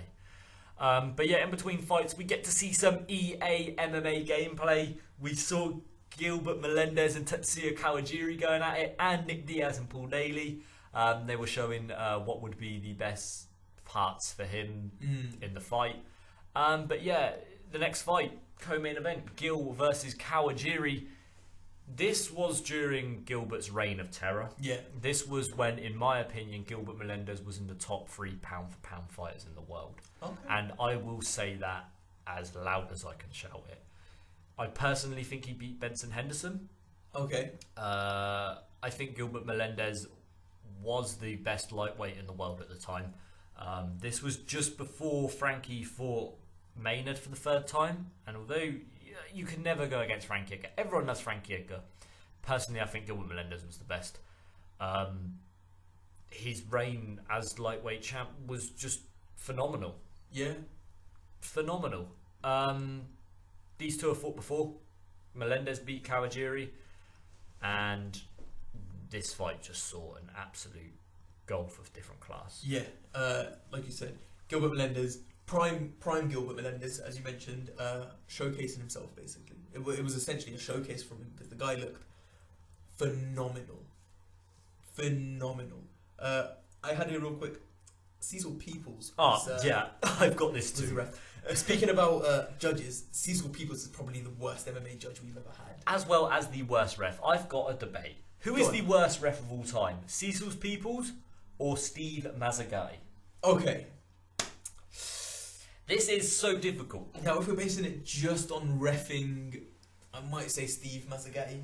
If we're basing it just on the pockets, as fit dies. Was he in the first UFC game as well? I feel like in like UFC or EA UFC 1 or something like that. Mazzagatti, probably. I feel like he was. Either way, Dana clearly doesn't like him. I think he's Dana's least favourite ref of all time. Cecil Peoples is a close number along with Mario Yamasaki. He hates him. Mario's better than those two, though. I think Mario's much going better. To Big John's reffing class. He said he wants to learn to ref better. Why not? I think Mario Yamasaki is not a terrible ref, considering that if you're going to call Cecil Peoples a terrible ref, and if you're going to call Steve Mazzagatti a terrible ref, Mario's not on their level. He's just a bad ref. He's just a bad ref. Yeah, exactly. But Cecil Peoples is trash, and he's a trash judge as well. If you haven't seen some of like Cecil Peoples' highlights of bad stuff, go check them out. He says leg kicks do not matter. Oh, he said if people were trying to end the fight, they wouldn't go for leg kicks. Goodness. That was his decisioning for Lyoto Machida beating Mauricio. Yeah, no, I know. I read that a while back. He's also the guy that does the weird karate chop before he starts a fight, where he goes, "Let's go!" He does some weird hand movement. I mean, you can't watch this, but we're both doing the craziest ninja skills right now. Yeah, terrible ref. He didn't do anything bad though in this fight. He didn't have to. He made a good stoppage, I thought, actually. Mm-hmm. I mean, exactly. Other than that stoppage, there wasn't much that he had to do. Very interesting fight. Gilbert Melendez was clearly, like I said, it was such a gulf of class. Yeah. Standing up, he takes him down. He literally catches him with like the first punch. Yeah. The first punch he throws, 100%. He literally catches him. Kawajiri gets up, then he gets the takedown, and he catches him again. Gilbert hits him with some knees, and Kawajiri goes down. Those knees look bad as well. They look bad. And then Gilbert gets his back. The action starts to slow down at this point, and as soon as I wrote that, Gilbert Melendez catches him with some nice uppercuts. And then elbows were made legal in Strikeforce for the first time on this event. Yes. So what happens? Gilbert Melendez finishes the man with elbows. He used them to his advantage, as many fighters do, but really good showing from Gilbert Melendez. And it's just going back and looking like how he did in that his last fight against Jeremy Stevens, and Stevens ate up that leg and just looked really, really good. It's a real shame, like when you watch these fights now. I think he might have had some sort of PED to help him, which I don't like to say with fighters. Maybe but when you see him pre and post USADA, there's such a difference. Maybe. You look at Melendez, look at Johnny Hendricks. There's some clear contenders. Exactly. Even Aldo, you can make a case for. Yeah, 100%. I mean, it's a real shame. I think Aldo maybe he might just be an old school fighter that these like new school fighters have got. Have you heard the story from Aldo with with refusing to take a test and stuff? So USADA came to Brazil. I think I have. I have.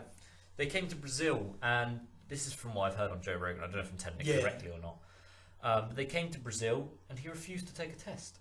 And then he went to the airport or something, and then he came back the next day with a fresh sample, and they were like, "No, we need to see you doing it." And he said, "No, that's it. This is all I'm going to give you." It's dodgy. It seems 100%. really dodgy. 100%, and it's always tough, especially with some of these, like you said, that case there where he refuses to do the thing and comes back himself. John Jones hiding under a cage for a day. Again, we need to say rumoured, all the stuff is rumoured and things like that. It's not, we can't make any claims to know stuff. Well, we know Wanderlei ran away.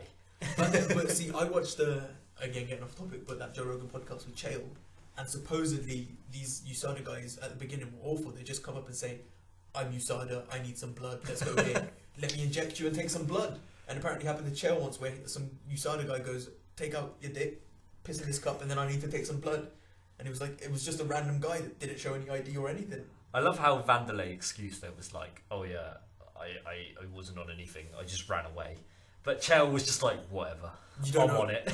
Yeah, exactly. Chael didn't get. Chael was like, "Test me. I know I'm bad." Chael was like, "Whatever. I've got the hormones of a 500-year-old man." Yeah, Chael was like, "It doesn't matter." But no, Wanderlei can understand a little bit, because in Brazil it's meant to be crazy in terms of kidnappings and things like that. It's meant to be awful. I mean, we all know the story of what happened to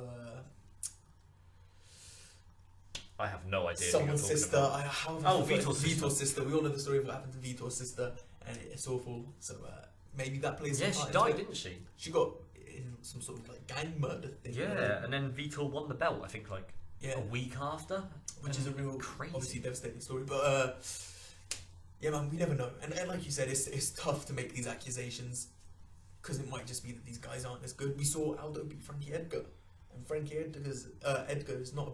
It's still a top contender, so you can't say that he's just completely lost it. But maybe, you never know. Going back on topic, yes. Gilbert Melendez called Frankie Edgar out post-fight. I really wish I could have seen that fight, because that would have been the two best lightweights in the world at the time. 100%. Benson Henderson has such an underappreciated lightweight reign, but I think he lost the fight to Thompson, and I think he lost the fight to Melendez. So, I don't know. But yeah, it would be nice to see that, like you said, have some definitive answer. Benson ruined it. Yeah, he ruined it for me. Poor guy. But yeah, I like Benson Henderson at the end of the day as well. I think he's really cool. He is. He's a fun guy. He's won his last fight, so it's nice to see him get back. He fought Roger Huerta. Another guy, like you said, we were speaking of about guys that maybe weren't, since USADA haven't been doing great. Wasn't doing great since Kenny Florian. So is what it is. They hyped up Jake Shields and GSP post fight as well. We could tell that UFC was owning them at this point. Yeah, exactly. But yeah, main event time now. Nick Diaz versus Paul Semtex Daley. I just wrote in capital letters, I remember this being one of the best rounds in MMA history. 100%. I am so hyped. That's how I ended it. I ended it as one of the greatest one-round wars. It's this and Francisco Rivera and John Lineker, which are the two best for me. Fair enough. That Lineker-Rivera fight, if you haven't seen it, you have to see it. Yeah. This is the second time that Daley's been on the podcast, and the second time that Diaz has been on the podcast as well. Second time we get to see them. Personally, it's quite funny how we've been seeing some of my favourite fighters of all time recently, and Nick is in that top 5. So we've seen Forrest Griffin, we've seen Michael Bisping. Have we seen Michael Bisping? Yeah, Cage Rage last week. Yeah, Cage Rage, yeah. We saw Michael Bisping, and now we've seen Nick Diaz. So we've seen 3 of my top 5 of all time. And I'll reveal the other 2 when we get there. Okay. I'll get along to them. Is Cote up when we get them? No, Cote's not in the top 5. No. Okay. This is he's one of the underappreciated guys, along with Sobral, underappreciated warriors. But yeah, we'll get to the rest of that top 5 when we get there. But yeah, Daley at this point was a beast. He was a massive hype man. His power in his hands were crazy. Recently released from the UFC, as we know, for the Josh Koscheck incident. Yes. Controversy in that as well. Punching him after the belt. And then Big John come along and was like, no. Barely punching him after the bell. Oh yeah, he got up and walked over to him and attempted to strike, and then Big John just like a dad, and then a kid. Josh Koscheck, we spoke about a dirty fighter earlier. Oh yeah, Josh got one of the biggest tools in MMA history, acted as if he'd just been hit by a fucking meteorite or some shit. And then the Anthony Johnson one is the worst. When he claimed, so Johnson went for a knee when both his feet were on the floor, but he completely missed it. And then Koscheck is rolling around like he had been shot. And then acted. I think Joe Rogan caught him, started asking about that after the fight. Yeah, and he was like, "Oh no, he did promise." Yeah, that's why you love that guy. Just off topic, but it's something to do with Diaz and Strikeforce. One of my favourite moments in MMA is Nick Diaz shouting "fuck you, bitch" at a crying Chris Cyborg after her husband had just been destroyed by Diaz. You can't get anything like more better than that. Like, I say it's better, but he was shouting at Cyborg as he beat her husband up. I don't know. I would not want to shout at Cyborg. I think Cyborg probably outweighs Nick Diaz by like 20 pounds when she's out of camp, if I'm being honest. I think that lady walks around at like 195 pounds. She's Gabby Garcia and Cyborg coming after him. God. Scrap Pack versus Brazilian she-male. That's a nightmare right there, fella. That is a nightmare right there, guy. But no, yeah, shouting "fuck you, bitch" over. Jason Miller was sat next to him, which again is one of them if only fights. I wish we could have seen Jason Miller versus Diaz. That would have been some crazy talk. There's so much hype as well. Even now, there's still hype about it. But I don't want to see that fight. Oh no, like Jason Miller now. Like I mean, like prison or some shit. People now. Still talk about like, how great it would have been.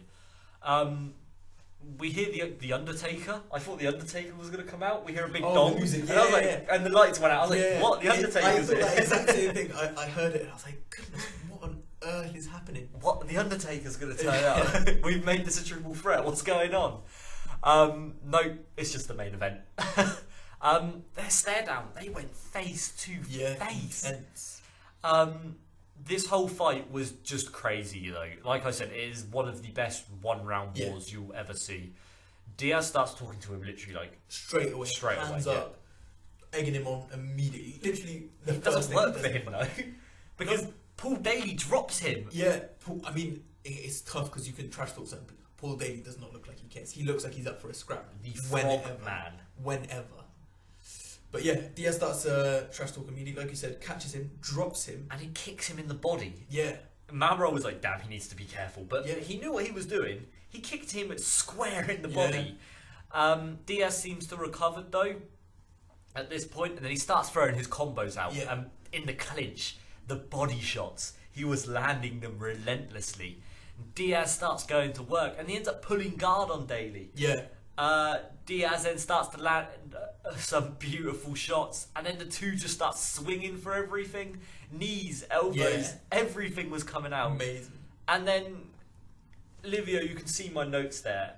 You can tell that Diaz got dropped. Yes. I've just wrote, oh shit! He proper dropped Diaz. Yes.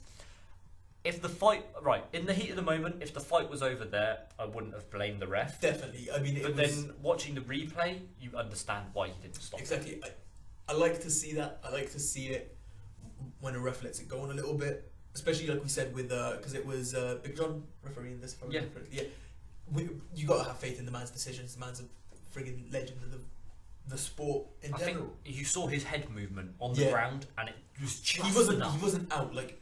He got hit and his legs gave up on him, but he wasn't out. He was still there. Like how Daley was. Exactly. That was crazy. Yeah. That was scary. Yeah. But Diaz seems to just about recover. And like I said, if Big John wanted to stop it, I wouldn't have blamed him. And then, what the fuck? They get in the clinch and Paul Daley flies halfway across the octagon and just collapses. And then Diaz just beats him up, and it was an amazing stoppage by Big John. So like you said, obviously the Diaz stoppage, you said you wouldn't. Diaz clearly weren't out. You watched Daley after the fight; he was out. He did not know where he was. He didn't know what was happening. The guy just it was tough. It was strange because after the replays and stuff, I don't think Diaz even caught him with anything. He just jumped on top of him. And Daley just went flying after the clinch, and then It was an amazing stoppage, 4 minutes 57. Good stoppage by the ref. But then... I mean, there's not much you can say, man. The fight is friggin' amazing. One round war. It's up there with one of the greatest, like you said, probably the greatest one round war of all time. Yeah, without a doubt. Two guys that you knew going into the fight that this was going to be an amazing fight, because there was no way that these guys weren't going to go at it. Diaz is always up for a fight, and Paul Daley's always up for a little crack in it. So why not? 10 wins in a row for Nick Diaz as well at this point. If you go back and watch his fights at this point, it's one of the most fun times you can watch. Yeah. It's amazing. His fight with KJ Noons, his fight with Cyborg, just some of the title defenses he had. It was crazy. Diaz, he's one of my favourite fighters to watch, man. I just love that Diaz sort of peppering you with shots where it's never like haymakers, it's just quick jabs, straights, hooks, everything like that. It's just amazing to watch, man. I think Joe Rogan said this before, it's not always powerful. He throws them at about 50%. Yeah. But he throws them at 50% so often that it's so difficult. Exactly, all of them. And they all knock your head back, they all shake your brain, so eventually it adds up. You'll never see a tired Nick Diaz. No. Never. The amount of training this man does. The man's swum from Alcatraz and back. Like, goodness gracious. The Diaz brothers, for fun, do triathlons. Yeah. For fun. So, and it shows you something. Joey Diaz has said this before. Like, he probably gets high and just goes for a run, and then he just doesn't realise he's run like 5 miles. He's like, "Oh shit, whoops." After like coming down and realises where he's at. But yeah, man, he's amazing fighter. And it's really, really hopeful that we see him back in the near future. Him and his brother. Why not put him on the same card and just go all out? Definitely. But yeah, post fight, Diaz just shouting out Caesar Gracie Jiu-Jitsu, same as always. Come catch a seminar. Yeah, come watch him. But something afterwards, I don't know if you watched it after the fight, like just the end bit. Maybe. They started talking about UFC versus Strikeforce matchups. Okay. And I never thought I would get hyped up for a Kung Lee versus Anderson Silva fight. But damn, could you imagine that fight? Like, the kickboxing skills. Anderson would fuck him up without a doubt. Yeah. But just like... It'd be a fun one. Yeah. It would be a fun one. It would be a showcase for stand-up, basically, yeah. Really interesting. Yeah. Again, like you said, going back and watching these old cards, it's like good and bad in two separate ways. It's good because you get to remember how amazing MMA is. And it's also bad because you feel hurt when you're like, just if they'd done this, then this...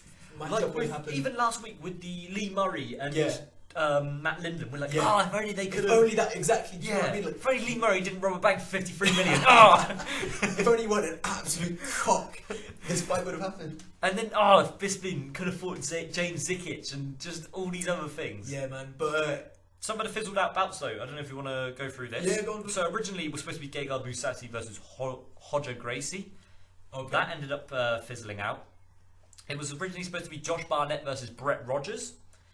Gegard then, like we said, was most of the fight Mike Kyle, but that got cancelled. Jorge Masvidal was supposed to take on KJ Noons, which would have been a war. If that man was it, this is up there for best card of all time, if that fight's on there as well, especially with those last 2 fights. Oh, and then you probably want to see this last one as well. Alistair Overeem was supposed to take on Fabricio Verdum as well. So, just a few fun fights. And back when Alistair and Verdum were like... Exactly. That was Ubereem. When they were amazing fighters. Like, now, not so much, you don't want to watch that, but back then, man, jeez, that would have been exciting. That was Ubereem. That would have been exciting. But yeah, that does it for our flashback card today. As usually we do, we reveal the next card that we are going to do. And Livio, would you like to reveal the organisation who we are going to be going ahead and watching this week? No, if I'm not wrong, it was Bellator. Yes. And the event that we are going to go ahead and watch is an event synonymous with fans for being one of the worst events of all time. Maybe. We're going to be going ahead and... I have to argue against it being one of the worst events of all time. We're going to be going ahead and we're going to be watching Bellator 149 Shamrock versus Gracie 3. Yes. A fight matchup that I think no one was asking for. A light heavyweight matchup. That gets made. We'll talk more about it next week, obviously, but we'll also be able to watch Emmanuel Sanchez versus Daniel Pineda, which is a good fight. Yeah. Linton Vassell versus Emmanuel Newton, a very fun fight again. Yeah. Derek Campos versus Melvin Gillard. So the undercard to the main card was a very strong undercard. Not bad. And then our co-main event. Here it is. Kimbo Slice Oh my goodness. versus Dada 5000. I've got the shakes. The last fight that Kimbo ever had, to be fair. Kimbo's last fight. For good fucking reason as well, let's be real. And Dada 5000's last fight. Wow. And we all know what happens. Like, Dada has an unbeaten record in MMA. Technically, yes. Probably not for the right reasons. Again, like I said, we'll talk a bit more about it next week. But this is like Bellator's, I think it was Bellator's highest ever viewer rate as well. It still is now, yeah. And this was, like we were speaking about, this was Bellator when Bellator wanted to, just to get people to watch, basically. And it probably did more damage than it did good to the sport. Because you tune in, you think, oh, Kimbo's this amazing street fighter, it's going to be a fucking war. And then you just see these two grown-ass men barely able to throw a punch at one point in the fight. So, hey, it's Dada 5000. You can't go wrong with Dada 5000. You definitely can. But there we go. I mean, the man had 2 heart attacks in the fight. But I think yeah, both their children are fighting now as well. So maybe. Oh, could give me. Oh yeah, because Kimbo Jr. called him out. Yeah. So the rivalry lives on. Team Dada versus Team Kimbo. If you don't know about the rivalry, there's an awesome documentary. I think I've mentioned it to you before, called Dogfight on Netflix. And I think I'm probably going to end up watching it. It is really, really fun. It's about like backyard street fights that Dada runs, and they're in the ghetto somewhere, and they just have people fight. And Kimbo was part of them. And then Dada becomes Kimbo's security or some shit, and then friends for a little bit, and then Kimbo sort of airs him, and they become enemies, and he calls him out and wants to fight. It's really good watch as like a lead up to this fight. All I have to say is I cannot wait. Oh my goodness. Oh my goodness. But yeah, 149 should be an interesting watch. But that does it for our flashback card this week. So this week we watch Strikeforce Diaz versus Daley, and next week we have Shamrock versus Gracie 3. Now, going into the next segment, we're going to be going ahead and doing our predictions. We have got Rizin 10 as our fight card. We're going to be watching, well, I might be watching, I don't know if I'm going to, but as the event that is going to be on this week for predictions, should be an interesting event. We've got a few names on there. Main event of the evening is going to be Ian McCall versus Kyoichi Haraguchi. Which, 2 big names that people should recognise out there. Yeah, it's a good fight. But we're going to go ahead and kick off our predictions with the Darren Cruikshank versus Koshi Matsumoto. Matsumoto. Butchered that name. We both have. It doesn't help that we've both got strong English accents, and then whenever we say Matsumoto, we say it really, really badly. I'm sure it's like close how you're supposed to say it. But yeah, it should be an interesting fight. Cruikshank, obviously, long-time UFC veteran. I'm going to go with Cruikshank KO in round 2. Okay, I went back and forth a little bit because I was looking at Cruikshank's record, and he does not like losing decisions. He likes either getting knocked out or choked out. So I went back and forth. Originally coming into the podcast, I had him losing via KO. Now I think he might win via KO round 1. Round 1. Round 1. Why not? Let's say round 1. What did I go, round 2? Round 2, I think. Yeah. So I got Cruikshank in round 2. You got Cruikshank in round 1 by KO. Yes. Next fight, Yusuke Yachi is going to be taking on Diego Nunes. Yachi is actually on a 5-fight win streak. I think it might even be more than that. Well, he's won 5 out of his last 5. And he's considered the 99th best lightweight in the world, according to Tapology. According to the people that vote on Tapology. Oh, yeah. But he's going to be taking on Diego Nunes. Should be an interesting fight here. I'm going to go with Yachi by decision on this one. Okay. Yachi KO round 2. Round 2 KO. Next fight is Kana Asakura taking on Melissa Sofia Karaginis. One's 11-2 and one's 3-3. I think we can guess this one. I'm going to go with Asakura by sub in round 1. Okay. I know nothing about either of those two, so I don't know how good either are. I don't know what Asakura's style is, so I'm just going to go Asakura decision just for the sake of decision, basically. Very ground heavy. Okay. Yes, that's why I've gone sub round. Fair enough. Fair enough. Next fight we have got Tenshin Nasukawa, come on, guy. He's going to be taking on Yusaku Nakamura. I got that one. Should be an interesting fight. It's a kickboxing fight as well, so interesting to watch then. Yeah, should be all right. I'm going to go Nasukawa, the first guy. They both got very similar names. Nasukawa. The first guy by the sub. Undefeated guy by sub. Okay. Sorry, not sub. Decision. Sorry, because it's a kickboxing fight. Yeah. Let's go. Oh, man, should have come in making these picks. Let's go just to be different. Nakamura by KO. Nasukawa though, he is 19. Wow. Doesn't change much. Now I That's definitely crazy. want Nakamura by KO. Let's say round 2. And then finally, the main event, we've got Kyoichi Horiguchi taking on Ian McCall. McCall's had a bit of a rough time recently, losing a TKO in Rizin. He's notorious for having his permanent broken hands, and Horiguchi 24/7. I think before his last fight, which was at the end of last year, I think he went almost two years without fighting because fights kept getting cancelled. I think if you look at if we just have a quick look on his Tapology thing, if you look at his previous rumored fights and stuff like that, he had 6 cancelled bouts in a row. 6 cancelled bouts. So his last fight was in 29th of December 2017. The fight before that was 2015.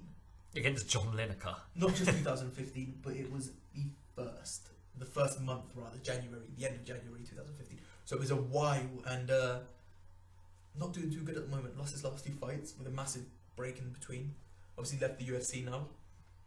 Or got released by the UFC, I think. I think it was because they didn't want him to fight anymore because of his problems of his injuries and that, but I don't see him winning this fight. No, neither do I. I see Horiguchi getting the win by KO in round 1, or TKO in round 1. It pains me because I like Ian McCall. I've watched him on a bunch of podcasts in the past, and I think he's a really, really good guy. Yeah. Man, I think Kyoichi... I agree that Horiguchi wins. Let's say... decision. I see Horiguchi... I saw him as the guy that would eventually dethrone Demetrius Johnson, like all the way back when. Yeah. He still is an amazing fighter. It's tough for me to say decision because I think Ian McCall probably gets finished. I like the guy, so I can't...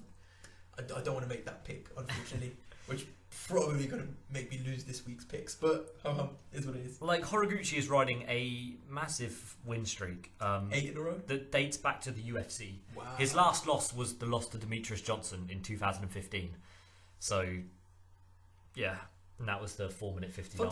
Fun to see how many more fights he's got on his contract for Rizin, and whether he decides to maybe one day jump back over to America and see whether he can go for another title push. This is his 6th fight in Rizin. Okay. And he recently won the Grand Prix. I think the flyweight Grand Prix, bantamweight Grand Prix. I just see him as the all-round much better fighter. I think he's a quality fighter. If he was still in the flyweight division now, I think he would still be top 3. I think it'd be him, Cejudo, and Benavidez that would be the top 3. Yeah, 3 guys.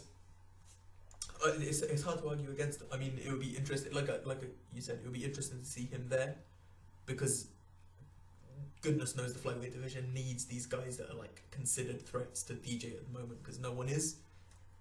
So it'll be interesting to see what he can do. We both think that he beats Ian McCall. Ian McCall, not the fighter he once was. He fought DJ and lost the decision to DJ at some point. That many people, ages ago. The draw. Many people considered maybe he could have won that fight and been like DJ's, I don't know, maybe a rivalry would have built there or something. Unfortunately, it never has in the same way that people would have wanted. And guys in Rizin now, unfortunately. Yeah. But you're going for the decision for Horiguchi. Decision for Horiguchi, yes. I see Horiguchi getting the KO or TKO in round 1, because Horiguchi has finished his last 4 opponents. Yeah, I think you are right for this one. Yeah. But that's going to do it then for this week. That's everything. Yeah, it's been a fun one. It's been a long one as well. It really has been, interesting. Surprisingly, only 4 fights, but we've gone pretty long. Yeah, I mean the news as well. We discussed it a long time. Even Bellator and Cage Warriors, we went ham on. Yeah. But yeah, it's going to be it for this week. Obviously, next week we're going to be reviewing the Rizin 10 card. I'm going to watch some of it. I don't know I'll if I'm try going and to watch watch the some of full this. thing. Yeah, I think it live streams on Twitter, if I'm not wrong. Oh wow. So It's the in card, Japan, though. yeah, What time will Japan have? 10ish. Because obviously I watch New Japan live. Okay. So it's on about 10ish in the morning. Okay. I've got the Sunday off from work as Fair well, enough. so I will be watching Why not? live. Yeah, I'm pretty sure it live streams on Twitter. If not, I know it's on Fight TV. Not sure how much. I don't think it costs anything though. I'll have to look into that. Be interested to see. But yeah, either way, I'm going to watch Rizin 10. Should be an interesting fight card. We're also going to be discussing the Bellator 149 card. Dada 5000 Kimbo and Shamrock Gracie. Biggest card of all time. Greatest Bellator event ever. Yeah, and we'll also discuss the news, and then we will discuss our fight picks for Bellator 199 and UFC. The paper, I can't remember what it is. 226 maybe? No, not that's 226, that's ages away. 224. There we go. Because the 25 is the Rockhold. Sorry. 224, yeah. Yeah, it's Romero. Oh, I can't wait. So- Don't get me gassed about that. I can't wait for that one. I think we'll have to do the whole card. Oh my goodness, that one's going to be But yeah, we've got a lot of fight picks coming up next week then. Be an interesting one to do, man. Yeah. Fun. So that does it for this week's podcast. Don't forget to go on the website and see what we've got up there. Don't forget to subscribe as well, and don't forget to subscribe on iTunes. Recently uploaded the podcast there. Yeah, so if you listen on iTunes, hello. Don't forget to subscribe to it. MMA Flashback on all of them, Yep. you mentioned. But yeah, that does it That's for everything. this week. So thank you very much to everyone who's been watching. I've been James, And I've been Livio. and we'll see you guys next week.